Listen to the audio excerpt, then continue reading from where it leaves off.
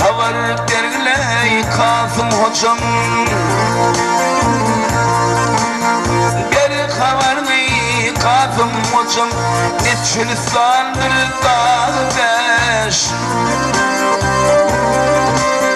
Ağzına kırpma ey kırtışlar Ağzına kırpma kırtışlar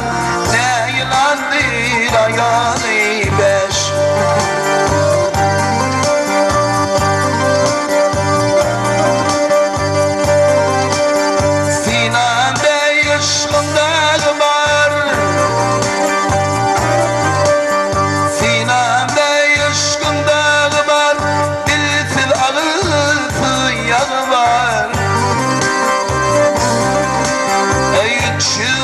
Ey ayağı var, 3 yıl artmış ayağı var Her ayağının parmağı 5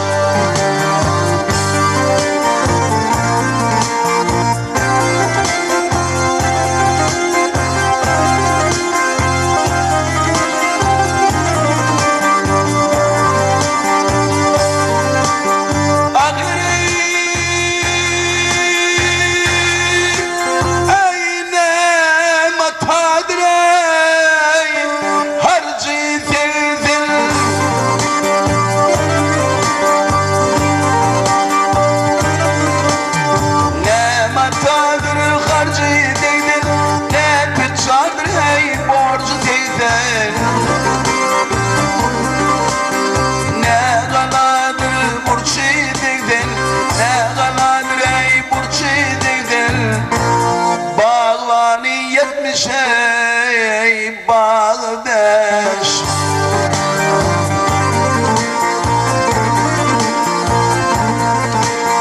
Maltum buluyaydır ne nalan